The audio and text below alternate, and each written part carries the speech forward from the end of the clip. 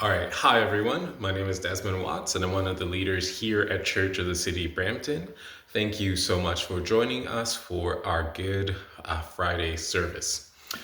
If we haven't met yet, one thing that I need to tell you about myself that's pretty important to my life is that I'm a father. I'm a father of two young children, Dominic, who is 5, and Shiloh, who is 3. If you're someone that has had young kids or currently have young kids, you know that there is probably one question that you get a lot every single day. Um, and that is simply a question that goes like, why? It could be something when you're talking about a big thing in the world, or it could simply be when you ask your kids to close the bathroom door um, or to just simply go to bed. You get the question, why, Dad? Why? It can be at times a very annoying question, but other times it can lead to some really profound conversations and just really help you as a parent come alongside your kids well and helping them better understand themselves or the world that they're growing up in. I share that because when I was invited to preach here on Good Friday, that same question that my kids asked me multiple times a day, that was a question that kept going off in my head as I thought about Good Friday. Why? Why is this a day that we celebrate as Christians? Why do we even call this day good? Kept thinking about that because when I reflect on what actually happens on Good Friday, it didn't like it just strikes me as to why. Why would this be something that we would want to celebrate? Because on Good Friday, what happens is a man, Jesus of Nazareth, if you're unfamiliar with the story, is someone that is betrayed by a close friend, and is actually taken and wrongfully put on trial. And it's a very much a sham of a trial where justice is misrepresented and he's wrongfully convicted. And not only is he wrongfully convicted, he is put to death. He's beaten and put to death in the worst way you could die, even death on a cross, where you suffer and die. And he suffers not only physically, but is constantly mocked and ridiculed. Not only by people by people who 7 days before were welcoming him into Jerusalem. When I think about all that happens on Good Friday, it is perhaps the worst miscarriage of justice that has existed in our world. And so it begs the question, why? Why would this be a day that we as Christians would want to reflect on or even celebrate? And as I was thinking about the answer to that question, I was led to the very words of Jesus himself. And so in the Gospel of Luke, chapter 22, Jesus said this right before everything is about to happen, right before he gets arrested, right before he gets disowned by his friends and is put on trial. He says this to his followers in Luke 22, verses 37. It is written, and he was numbered with the transgressors. And I tell you that this must be fulfilled in me. Yes, what is written about me is reaching its fulfillment. You see, what Jesus here is quoting is a prophecy that was given to the Jewish people through the prophet Isaiah hundreds of years before. See, what Jesus is trying to tell us as to why is that ultimately that God keeps his promises. And so today we are going to look at about what is the promise that God keeps and that is fulfilled in what Jesus accomplishes on the cross.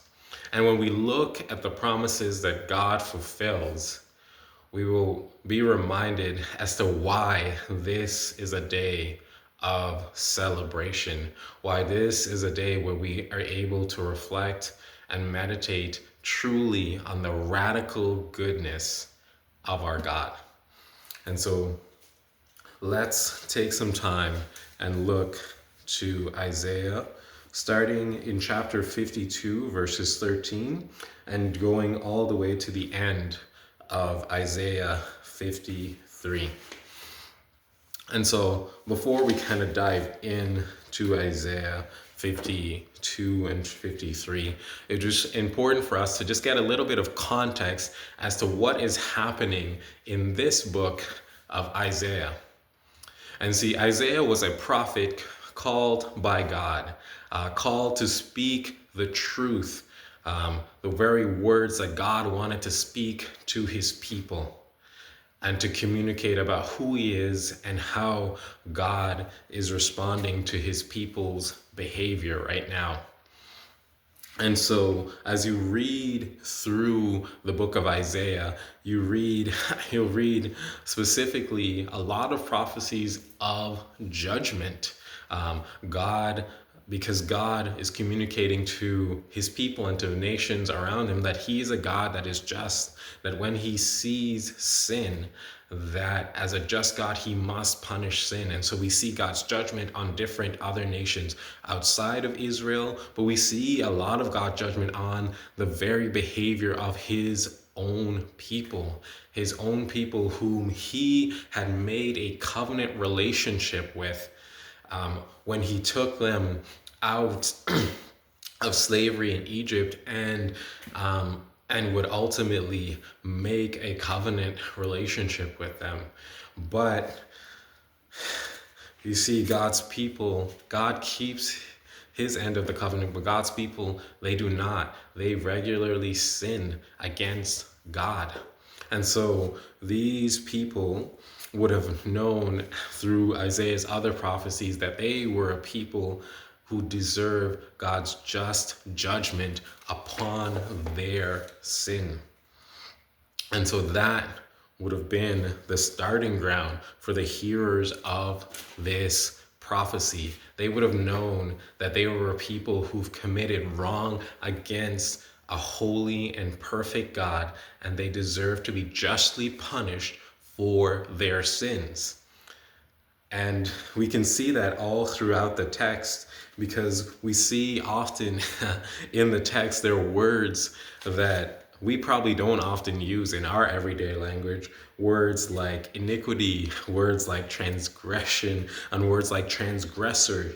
When we look at verse 12 in Isaiah 53, that is the very verse that Jesus quotes about being numbered among the transgressors.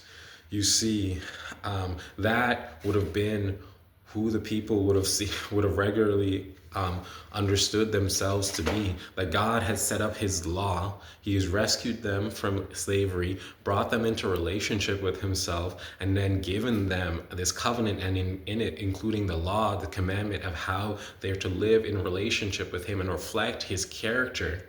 But rather than embrace the boundaries that God's gives for their flourishing and their goodness, they actually chose to transgress, to go beyond the boundaries that God has set forth, choosing to actually be their own gods, choosing to be their own leaders, and actually violate what God has said, so to transgress God's law. And we see even further in the text, particularly in verse 6, where it talks about this, right? Oh, we all, like sheep, have gone astray. Each of us has turned our own way. So one of the motifs Like God would often talk about relating to his people as being one of a shepherd and them being his sheep, but as we see here, the text is telling us that the people here in this time would have been sheep that would have rejected their shepherd and chosen their own way, thinking they could be their own shepherd, their own masters, their own lords of their destiny, arbiters of their own future, and that they deserve consequences for that. And that would have been what they would have been expecting. But one thing would have been jarring for these people, it would have been good news for these people, is that God was making a promise to them, a promise to send a servant. And this servant was going to do something spectacular. This servant was going to be one who justifies those under judgment. He was going to be a representative, someone that is going to take what the people under judgment deserve. And we see this all throughout the passage, right? Surely he took our pain, surely he bore our suffering, yet we consider him punished by God, stricken and afflicted. So this servant was going to be treated as one who is as if he deserved something to be punished. But he was pierced for our transgression. He was crushed for our iniquities. This servant was going to take the full weight of judgment that was deserved on by God's people. And we see this also in verse 7, where this servant is also supposed to be kind of mirroring God's people, but like very much the opposite. He's going to be like a sheep, right? He was led like a lamb to a slaughter, a sheep before its shearers. So while these transgressors were people who were violating God's law, sheep going astray, this is a sheep that is totally and perfectly obedient, even obedient to the point of facing its own death, not trying to protect itself, but embracing where it's being led by its master, even to death. And so that is what this servant would be like. He would be so obedient to God. He would even embrace being led to death, to be punished, not for anything that he's done wrong, but to take on the wrong deserved by God's people. And as we read in Isaiah 53, verse 11, that this servant is one who is righteous, one who lives right before God, one who does not do wrong. But this righteous servant, he will justify many. He will bear their iniquities. He's one that is going to justify. So through his perfect life, he's going to justify those under judgment. So what God is going to do through this servant is perform this great exchange where he's going to justly punish sin by punishing this servant, but this righteous and so this righteous servant, he's going to take the place of the people. And so then the people then take the place of the servant, and they're going to be declared righteous. And so this would have been such good news to the people that are hearing Isaiah's prophecy that this servant was that these people under judgment were going to be justified by God. But even more, this servant, he was not only going to justify those under judgment, but he was also going to heal those who are broken. And that's what it says in Isaiah 53, verse 5. The punishment that brought us peace was on him, and by his wounds we are healed. And normally, even as we hear that, again, we have to try to think about what is Isaiah talking about? What needs to be healed? I think The Bible does talk about physical sickness, and we see this in the life of Jesus and all throughout the Old Testament as well, when God heals people who deal with the reality of sickness and disease in this world, because that's not what part of God's original design, that sickness and disease come as a part of the curse that comes with the fall. But one category, when the Bible talks about sickness, what it's referring to isn't just disease, but it actually is referring to the reality of the sin nature that exists in the human heart.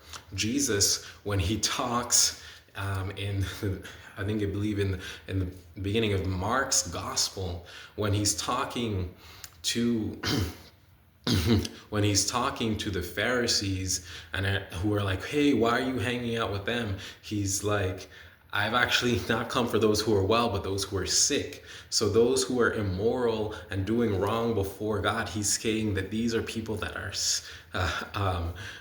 not just these people, but all people that are sick. See, the Pharisees aren't recognizing their own sickness, their own sin as well. And we see this even in the Old Testament in Ezekiel 16, where God is talking to his people about how grave their sin has been. He says in Ezekiel 16, verse 30, he says to Israel, how sick is your heart? See, and then he goes on in the chapter to talk about how wicked his people have been, that they've been so wicked that they've made Sodom and Gomorrah look righteous. And see, when the Bible refers to Sodom and Gomorrah, there are these cities where there's such rebellion against God. They would be very much cities that mirror Las Vegas or Amsterdam. In our modern world today, cities where their moral corruption, where their hedonism aren't these bugs, but they're their features. They're the things that are celebrated. They're these sin cities. And so that's the category Jewish people would have thought about in Sodom and Gomorrah. But what God is saying, his people are so wicked that they made those places look like holy cities because of the moral corruption in his people. And he was talking, and what God is pointing to is that sin, the transgressions that we see aren't just these outward behaviors, but they actually reflect of the brokenness and the sin that's actually going on in the hearts of his people. And he tells us in Jeremiah, where he talks about, I will remove your heart of stone, that really, and I will give you a new heart, a heart of flesh. And so, and so when he's talking about his servant healing his people, he's healing them from the deep disease and the brokenness and the sin that is in their heart. That it's not enough for his people just to change their behavior, just to receive mercy and be made righteous and go on, but they actually need a total heart change. And he's showing here in this passage, like, what is that is going to cost?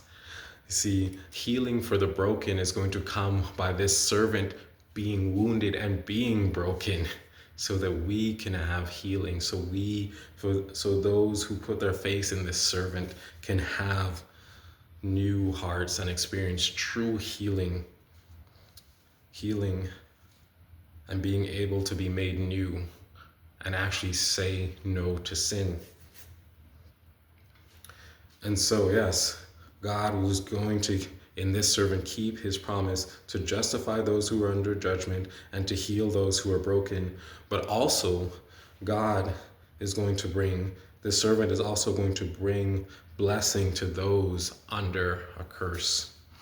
You see, when we read even at the beginning of this passage, it might not, as you think about this servant, it reads actually like someone who is cursed, right? This is someone whose appearance is so disfigured than that of any human being, his form marred beyond human likeness. Yes, this is someone who has no beauty or majesty to attract us to him. He was despised and rejected, a man of suffering, familiar with pain. Like one whom people hide their faces from, one who is despised, we held him in low esteem. You see, like I mentioned before, when God makes his covenant with his people, there's this promise of blessing for obedience, but when they disobey, there's a promise of these curses that will come upon his people for their sin. But even more, the Bible, when we go back further at the beginning parts of the Bible in Genesis 3, when sin enters the world, what happens is not only do people we have these sin hearts that are sick, that only end up following sin, but the world itself is cursed. We experience disease, darkness. We experience the reality of grief. And we at times can feel the weight of the curse of sin in this world. But see, this servant was going to be one who actually lives like he is one who is cursed. And he's going to take that on so that those who put their faith in him can experience the true blessing of God. Those who can actually, who actually will be able to divide, who will actually experience him sharing his spoils with them, those who will actually be numbered around his offspring and have their days prolonged. And how is he going to do it? As Galatians tells us, the servant is actually going to bear the curse and the weight of sin. And as Galatians tells us, that is what Jesus does on the cross for those who put their faith in him. He curses, as it tells us in the Old Testament, curses everyone who hangs on a tree. And Jesus is going to take on the weight of that curse. So now those who would put their faith in him are blessed children of God. And you see, what we celebrate on Good Friday is that this promise that was given hundreds of years before Christ in Isaiah finds its fulfillment in Jesus. Jesus is saying that this will be fulfilled in him, that he is going to be one that is actually takes God's judgment so that sinful people can be justified. He's one that's going to be broken so that we can experience true healing. He is one that's going to take the curse so that those who put their faith in him will be blessed. He's showing us how radically good God is to undeserving people. See, the good in Good Friday is not us. It is the kindness of God. And so what does that mean for us? So it means for us, those who may not be Christians here today, that this is actually a day where God is extending his invitation to you to put your trust in Jesus and to receive the true blessing of being in a relationship with him, to actually be one who is justified. And so today you are going to be called to decide, are you going to continue to reject God's message, continue to be a sheep that goes your own way, or are you going to receive what Christ has done on the cross?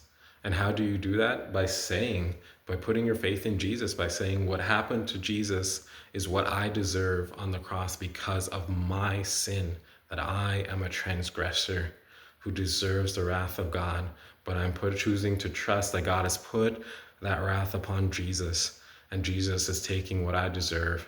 And now, as I put my faith in him, I'm trusting that what Jesus deserves is being given to me, that I'm declared righteous, that I'm one who's been made new with a new heart and healed, and that I'm a blessed child of God.